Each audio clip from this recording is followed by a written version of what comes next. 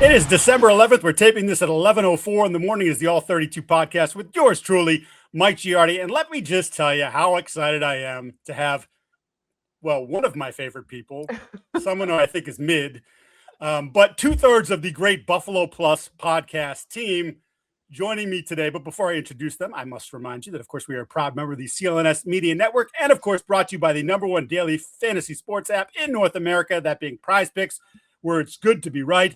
Jenna Cottrell. Cottrell. See, Yeah, you're good. What a mid-host. I've never argued that point. Unlike you, I accept my faults. I know who I am and what I'm all about. That is Dan Fetes, even though he spells it Fets. We've had that conversation before. Owner of the worst goatee mustache combo platter in the history of television sports. Combo platter, I like that. Guys, so excited to have you here. As a loyal listener of Buffalo Plus, I know the answer to the question I'm about to ask, but I'm going to ask it to you. I'll start with you, Jenna. How are the Buffalo Bills viewing this game on Sunday in New England? Mike, this is just another week. It's the biggest game because it's the next game. Yeah. We tried so hard in Orchard Park to get anything from the Bills. You know how big of a game this is. My mom knows how big of a game this is. Everyone knows what is at stake Sunday at Gillette. And so it's funny because they are all buttoned up at One Bills Drive. Mike, they didn't even know it was a hat and t-shirt game. They're like, that's a thing. On. That's a thing. Oh no, this is just another game. Just like how it was not just another game to Stefon Diggs when he left Orchard Park in his return and was telling everybody that he's back and he's still this guy and all of these things. But no, Mike, it's just another game. A quick aside to the Diggs thing, which was hilarious because all week long leading into week 5, he was like, obviously I know some of the guys and I want to do well there, but it's just another thing. And then in the pregame, he's staring people down. You guys got him coming off the field, losing his mind. He goes into the locker room and Instagram Lives, which is a no-no league-wide, where he's just absolutely losing his mind. PR had to be like, Steph, we don't do that. You got to shut that thing off. Internet is forever, by the way. It's still there. And then when he came to us at the podium, he's downplaying it. I'm like, how many times are you going to contradict yourself in the course of like 72 hours? Hell, in the course of 30 minutes. Mike, get used to that. Yes, I am fully aware, but it was just one of those funny things. Dan, what did the Bills, or what are they saying about what they learned about the Patriots from week 5 that maybe carries over as they come into this matchup? Yeah, it's weird. When you think about this offense, you think about Josh Allen and the high-powered offense that Stefon Diggs helped build in Buffalo in this new offense.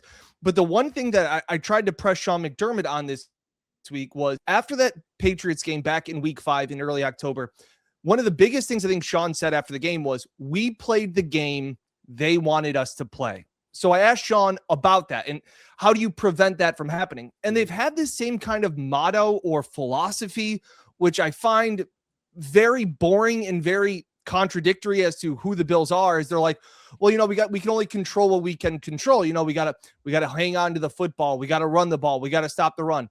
Like at times this year, this Bills offense has had the same philosophy as, say, Iowa. They're like, if we just, if we just keep everything simple, we're going to be just fine. And it's like, you have Josh Allen. Like, this should be an open the gates, let it fly, let Josh Allen be Josh Allen. But the big thing that has been the sticking point for this Bills team is that last year they never turned the ball over. They were so good and lucky. And this year, when they've turned the ball over, it's been a problem. They turned the ball over 3 times in that week 5 game, and they had 11 penalties. I think that's the big thing that they're going to want to try and control so they don't fall into another Mike Vrabel recipe for how they lose the game. Yeah, I agree with that. And I think for this team, like going into that week 5 matchup, the Bills were 4-0. Like, let's remember where Buffalo was at. They were feeling really good about themselves. And we talked about how earlier on in the season, it felt like the Bills were playing with their food a little bit. Like, were they the more talented team? Yes, but they kept playing these games where they were having turnovers. They weren't producing in the way that we've seen. Over that last stretch, though, in late October into November, this Bills team has been humbled. And what is the old adage? You're either humble or about to be humbled in the NFL. I think for the Bills, they had a little taste of their own medicine where they're like, we can't just roll the ball out there. We need to be prepared. We need to trust the process. We need to play like a hungry team.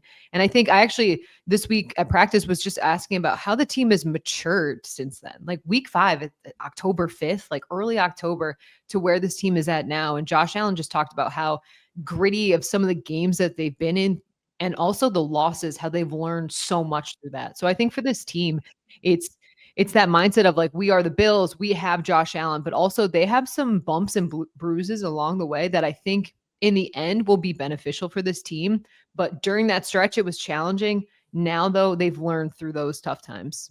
Yeah, it's interesting because the Patriots, and you wouldn't have thought this coming into the year, and certainly wouldn't have thought it through the first 3 weeks of the season when they were 1-2. They haven't had very many of those games, particularly recently.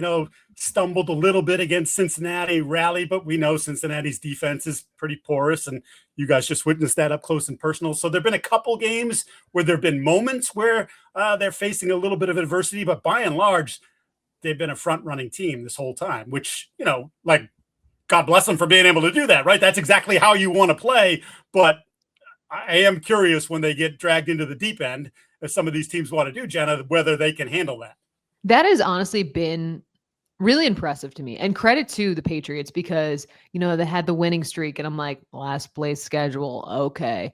But they've dealt with a little bit of adversity through the season and they are on a 10-game win streak. Now, is it massive amounts of adversity? Now with the injuries kind of piling up, that's something that absolutely goes into play. But I do feel like more immature teams would have had those moments that would derail a game and end up in a loss. So I do have to give credit to New England because I feel like they've done a great job of playing a game where they are the better team, but they don't let that get to their head in that way. Yeah, it's fair. It's I like the point about the maturity because I think there have been points where people are like, is this a trap game? Is that a trap game? And they've not allowed those things to happen. And again, I still look at the roster and say that I say this all the time. People yell at me. They'll tell you if they were being honest, and they are honest sometimes on text or when you talk to them off the record, that they feel like they're an off season away from having the team that they want to have. This has happened sooner than they expected, but credit to them because they continued to take advantage of that opportunity and now place themselves in a situation where maybe, just maybe, depending on what happens with Denver, whose schedule is tougher down the stretch than theirs is, maybe, just maybe, they end up with the number 1 seed and a first round bye, and everything has to funnel through Foxborough, which again, I don't care who you are. Nobody thought that was the way this season was going to play out. It's given vibes of that 2019 Bills team when, they tore it down in, 2018, they drafted Josh. I mean, that team was not very good roster wise in 2019. They started to put some pieces together and you saw flashes of what Josh Allen could be. They made the playoffs. They have that wild card game in Houston when Josh is lateraling the ball down the field and throwing to Pat DeMarco as fullback in double coverage. And you kind of knew like, hey, something's building. And I think that's what, Mike, when we did the previewing the AFC East and what we thought it would be on the Buffalo Plus YouTube channel before the season, it was like, hey, I think at the end of the season, we're going to be going, this Patriots team is building something. That has happened way faster than expected. And that is such a credit to Mike Vrabel and Drake Maye's play. But that's the culture that Sean McDermott, and while Bills fans may not appreciate it all the time, the culture of a head coach is so massive to the belief in the team. And you see that on both sidelines you'll see it on both sidelines on Sunday. I wasn't planning on going here, Dan, but you brought it up. So I kind of want to take it there. Look, I get that social media is not necessarily real life, but there is a lot of chatter about the head coach. And can Sean McDermott, is he the kind of guy that gets this team over the hump? I'm not trying to put you in a bind. Well, maybe I'm trying to put you in a little bit of a bind. What is your view on McDermott, and what were to happen if this team, let's say, finishes 10-7, loses in the first round of the playoffs? The short answer is nothing. Nothing is going to happen to Sean McDermott or Brandon Beane. And you really have to know a little bit. Should something happen to Brandon Beane? I think the pendulum is swinging more than we have ever seen before. For years, it has always been McDermott and his defenses crumble in the big moments, the 13 seconds, all of the losses in the postseason to Mahomes. And even, Mike, you were, it's still in my book, a national media guy. You have your roots and you're so talented. But the national media people, they'll list. You're gonna get charged for this, Mike. Yeah. The Venmo's already sent. The national media people will name players on the Bills roster that I'm like, you don't even know anything about them. They'll be like, look at these tight ends. They've got Dawson Knox and Keon Coleman. And you're like, you've just listed two of the most obscure players that really have no impact on these games. And going into the season, it's like, hey, man, this roster is so talented. It's so deep. And we're on the Buffalo Plus YouTube channel going, I don't know about this roster. And again, Josh won the MVP last year because he did more with less. Because it was a crappy roster and Josh got them to where they were, then it was like, well, Josh deserves the MVP. He doesn't have Pro Bowlers or All Pros. And that's not Sean McDermott. That is Brandon Beane. That is the general manager to assemble talent. So now we have seen it more than ever. And Beane goes on the radio and dunks all over WGR and says, you know, arguing about making a claim about wide receivers is the dumbest thing ever. And then all of a sudden it's like, nobody's getting open. And that's not on Sean McDermott. And even I say when people on social media were upset about this McDermott defense not being great, it's because they couldn't tackle. It's not that Sean doesn't have them in position. They're in position. Sean can't make tackles. The head coach doesn't make tackles. It doesn't make plays. So that's where people don't understand that aspect a little bit. And I get it. I always joke around that I say, nobody's going to a Bills game with a Sean McDermott jersey. Nobody is holding up a sign that says, let's go Brandon Beane. So it's the easy way to point the finger and say, hey, this guy's the problem. That's where I see it as. And again, you also have to know a little bit behind the scenes minutia of Terry Pegula, the Bills owner. Hasn't had a great track record of finding head coaches. Look at his NHL team, the Buffalo Sabres. They still haven't fired their GM, and they're the dumpster fire of the NHL. So I don't think that Terry Pegula, the owner of the Bills, is going to want to change what he has and the success that he's been able to sustain with his NFL team, especially before they go across the street to a brand new stadium. So got to put some things into context. I think to distill down what Dan said, TLDR, TLDL, the Sabres are a mess in the NHL. Yeah. And the Bills are the crown jewel. And the continuity is going to stay like that because it has been Buffalo and the Bills leading the way for a long time in Western Europe. But, and Jenna and Mike, to your point, there has been more chatter over social media this year than any year before about Brandon Beane, about where has the wide receivers been? Does Josh Allen have enough help? This is the first time that it always used to be 100% McDermott. He's the problem. You got to get a new coach. And now for the first time, maybe it's 60-40 McDermott, but people are going, well, Brandon, Kyer Elam, Keon Coleman, some of these guys, like what's going on? You know, like some of these comments and some of these comments, he's on every podcast. I don't know if he's been on yours, but he's been on Buffalo Plus. Okay. So he's been on them all. And I think this is the first time that you're starting to see the heat, because when push has come to shove this year, the Bills haven't had the horses at times to go back and win games where their wide receivers are just non-existent. Yeah. And I think going off of Dan's point, in these last two wins for the Bills, if you look at the pass catchers, it has been the tight ends or the running backs leading the way. Like the Bills have been able to win, not because of like all these yards put up by the wide receivers. It's been other pass catchers that have led the way for Buffalo. And Josh Allen has this line. I think he heard it from Coach Bull when he was in Wyoming, but you dance with whom brought you. And like the Bills Brandon Beane has tried to bring in wide receiver after wide receiver. McCold Hardman getting injured. He looks like he should be coming off IR sooner rather than later. But like, the Bills are where they're at right now, and they're finding creative ways to win through the passing game, but it's not through their wide receiver play. It's through getting Dalton Kincaid back and James Cook involved, Ty Johnson, things like that. And Mike, one last point. One thing we've always said, and you can attest to this with your years with Brady and all of that stuff, Brandon Beane, we've always said, has done a great job of building a 53-man roster. He's had depth. It's been very impressive. To finding guys in the 6th, 7th rounds, all of that stuff, free agents, to be depth guys. Like even the Mac Hollins signing last year was like, that was a nice signing. That was a good move. Shaq Thompson, this signing this offseason has been really good for the Bills defense. So you have to give Beane his flowers when he deserves them. But then you look at it and go, the one thing that Beane has struggled with, and stars win Super Bowls. And to see there and you go, stars make those big plays and those big moments. And he's been really good at building 5 through 53, but he hasn't been able to find another guy that can step up and make those big plays. Chris Jones, Trent McDuffie in the years past for the Chiefs, like those guys have always come up in big moments. The Bills haven't really had that. And how many times was it? Well, maybe the 50th best player isn't great for the Patriots, but their top 10 guys are Brady and Gronk and all these stars making plays in big moments. Yeah, you mean that they didn't come into the season thinking that Jordan Phillips or Jordan Poyer were going to play massive roles on the football team? Like that wasn't part of the whole roster build in the plan? Brandon Cooks off the scrap heap, Mecole Hardman off the scrap heap. Like those guys aren't going to save you. You didn't mention big game Gabe Davis.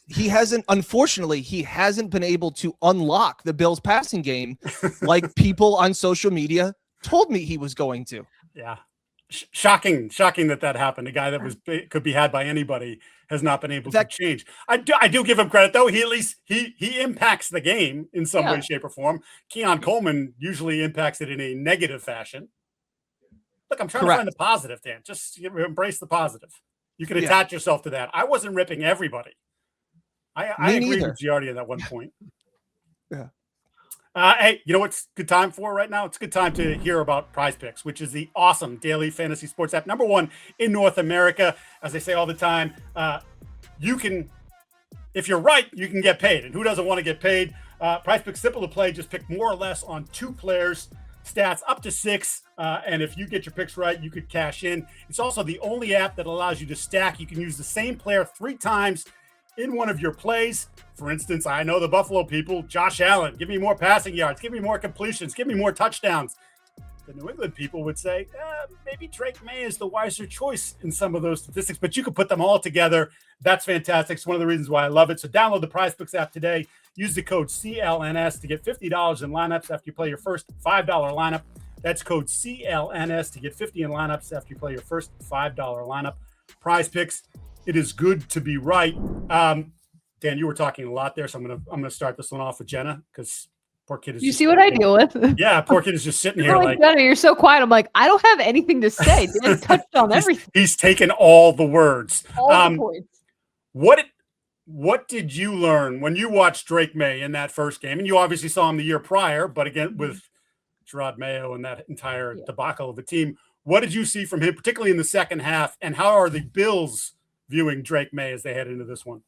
I think going into the game in week 5, it was like, Josh Allen is the big brother, Drake Maye, little brother. It almost felt like that between the franchises of like right now where the teams were at. It's like the Bills division winners 5 years in a row. And it felt like it was like Drake Maye, he's up and coming and, he's got a good head on his shoulders.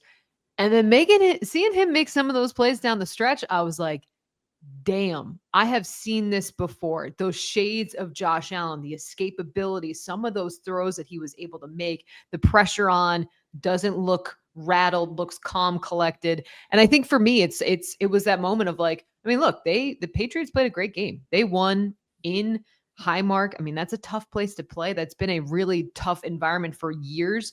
It was a opening eyes moment, in my opinion, of like, wow, I know we were talking about Drake Maye and like he could be a great player, but that to me was like, wow, no, it's not just talk. I see on the field what he's been able to do. And then since that moment, it looks like he's continued to evolve his game. And so for me, it's like, this is a matchup where, again, earlier in the season, I felt like it was a little bit like the Bills just felt like they could roll the ball out and it'd be fine. But to see what he's been able to do for Drake Maye, I mean, he seems like the guy and it's fun to watch.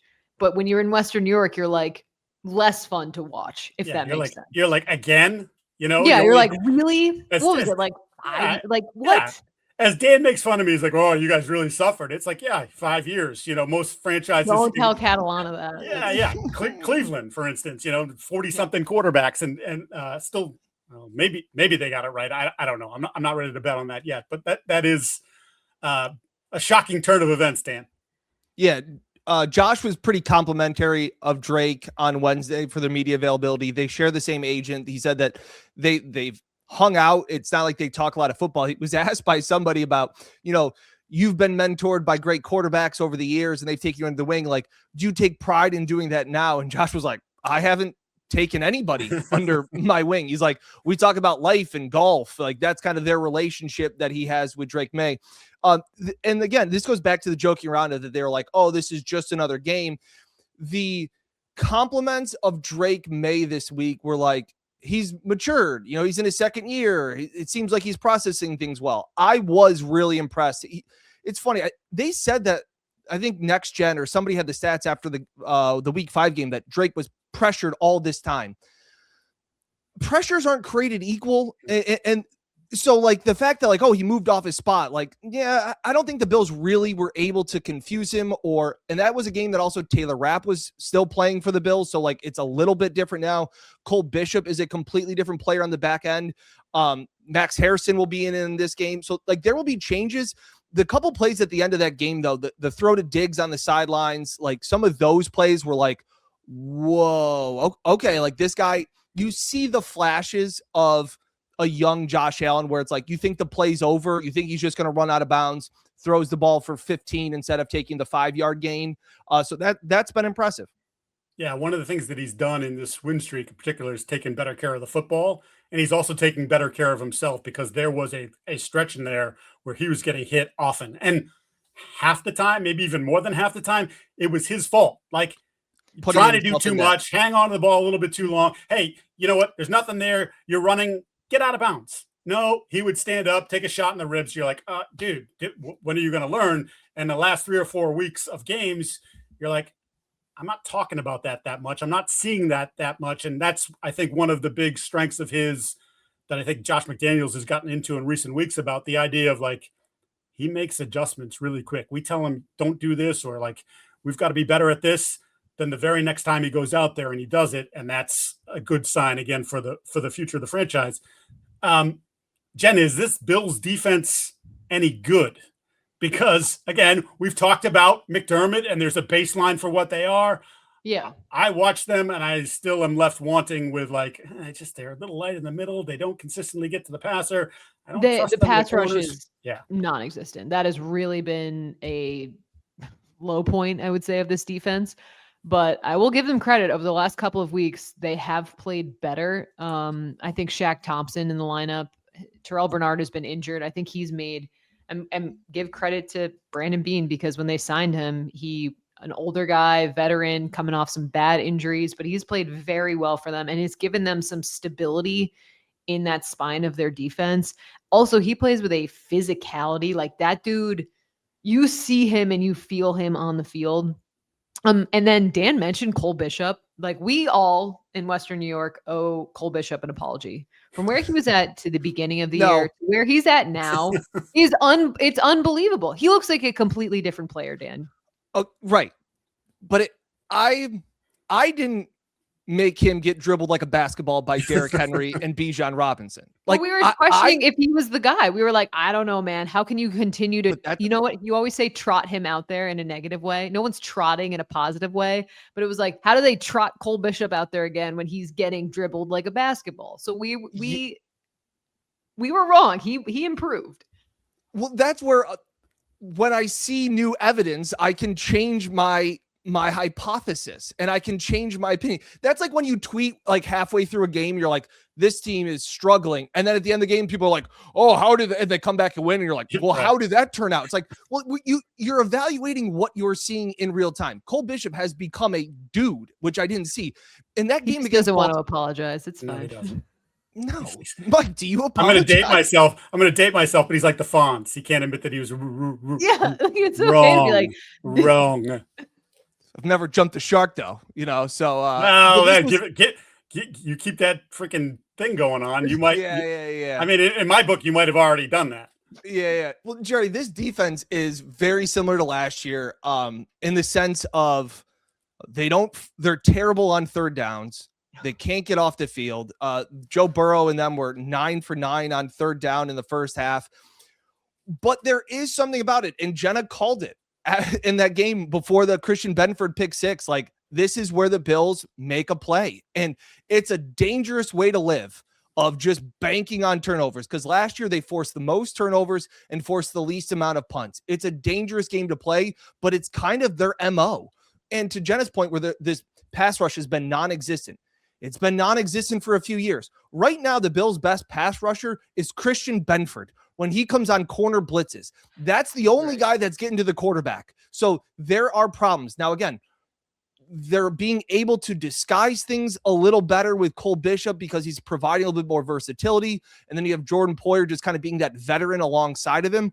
But they're not great, but they're not asking teams to hold, they're not being asked to hold teams at 15 points like the Houston Texans. Like, it's, hey, get a couple stops, force a turnover, and let Josh Allen be Josh Allen. I view this same team, Mike, to the same way I viewed him when you were, being around the AFC East so much, where it's like, this team's going to go as far as Josh Allen takes them. And if their defense makes a turnover and flips a field, that's great. Besides that, this is a lot of the same Buffalo Bills teams that we have seen in years past. Yeah, it's just sort of a similar thing here in New England, where if Drake plays the way he's been playing, they can beat anyone anywhere, right? But if he's not at that level, are they good enough to overcome the quarterback having a mid game, which he really, again, he hasn't had one for 2 months. So that'll be interesting. Let's get off on this one. The last one, Stefon Diggs, we mentioned him earlier. Any chatter in Buffalo land about Diggs, what he did to them the last time, and, maybe the approach this time?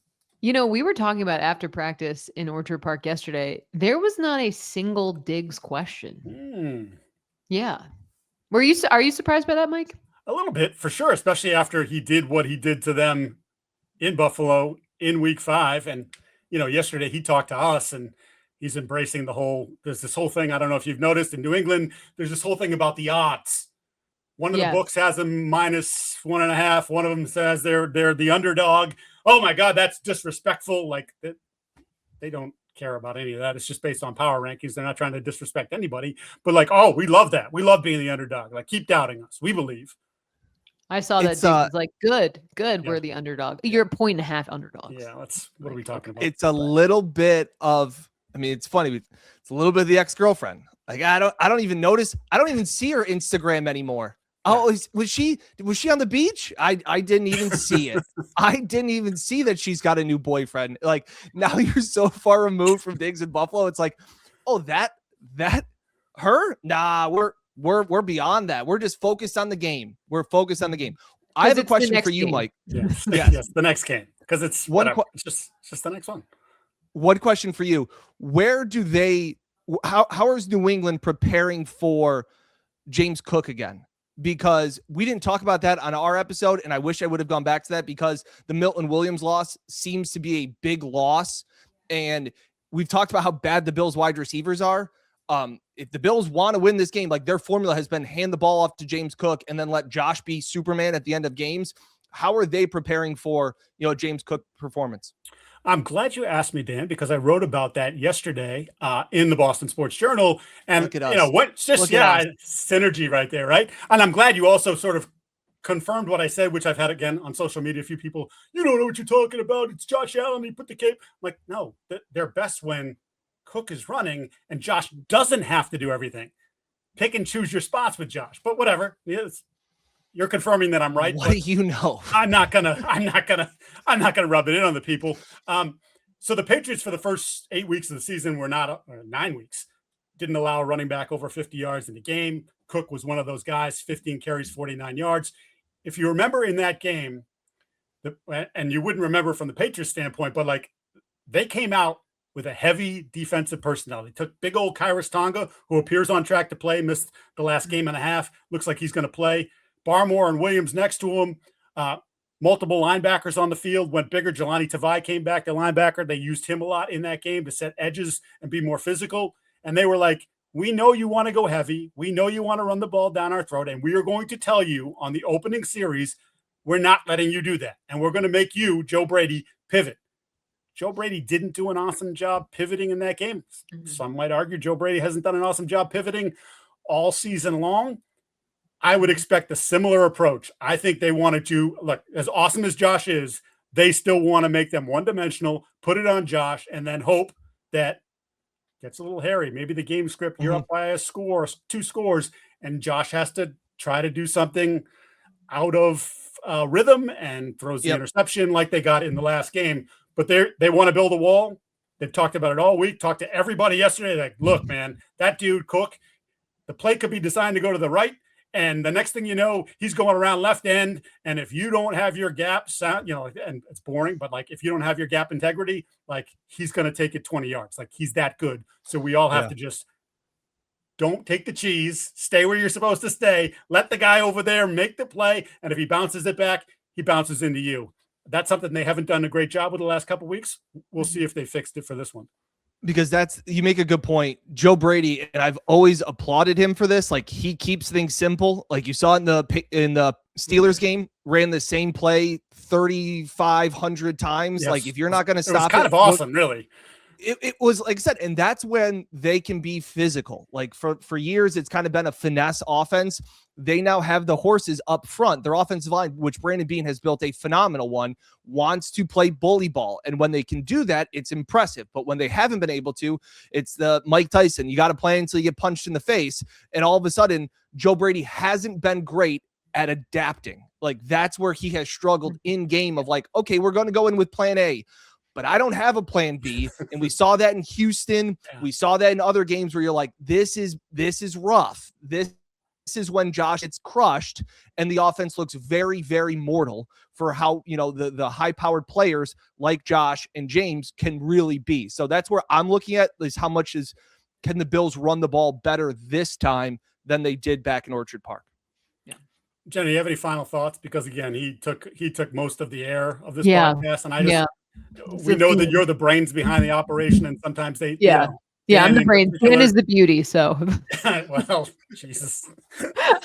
No, I think that's unfortunate. For this game, I do think that there's going to be so much emphasis on just protecting the football. The Bills, the 3 turnovers in that earlier matchup.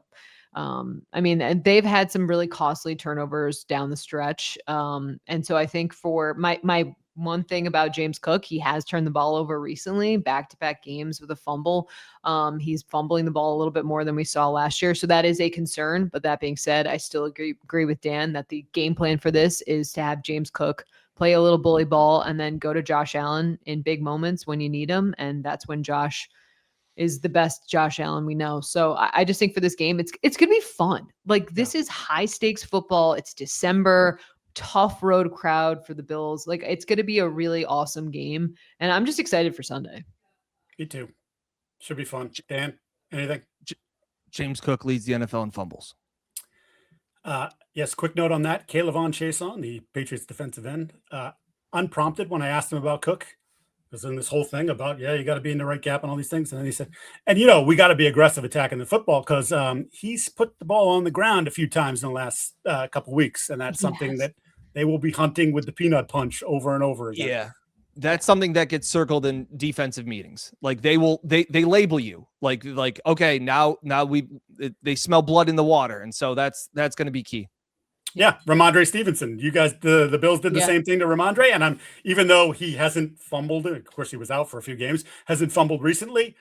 That's certainly something they'll talk about. Hey, remember that guy? He put the ball on the ground against us as well. They are 2/3 of Buffalo Plus. We didn't even mention the graybeard, the sage, the wise Hall of Famer. Yes, the Hall of Famer. Mike Catalana, who's doing radio, which is more important than doing this little podcast, the little podcast that could, I like to call it. But you two wonderfully joined me, and I appreciate that. And again, as a subscriber, as a devotee to your program, I actually got to talk to you offline because your followers, like you're a wagon over there. We're trying, man. We have fun with it. We really do. It's been fun. It's always great. So thanks for having us on. It was great to have you as always. And for those listening to the show, we ask you to subscribe to the podcast, leave a review, tell your friends, have them tell their friends, so on and so forth. If you're watching the show on CLNS, go and hit the like button, subscribe to the Patriots Press Pass YouTube channel. Say that 10 times fast. You can find our show and a lot of other great Patriot content as well. And please make sure to turn on your notifications so you know the instant a new podcast drops. We will see you next week after Patriots, Bills, hat and t-shirt game or spoiler. Who knows? The Bills don't even know that that's a thing. Patriots clearly do. Looking forward to it. Looking forward to seeing your guys' content. Looking forward to seeing you at the game. Jenna, you and Mike. Yes, I'll be there. I'll be there. Dan has to stay home. Yeah, he's not allowed. That's pretty smart. Well, I have the restraining order, so it's That's fair. Yes. Yeah. I didn't know if we were going to go there. I didn't know if we were going to go there. I was like, it may be a little bit of the darker side. I was like, yeah, they don't allow me around Giardi. Yeah, it's okay. We could do it this way where, you're in a totally another state, and it's wonderful. Again, thanks for being with me, guys, and we will talk to you guys again very soon. See ya.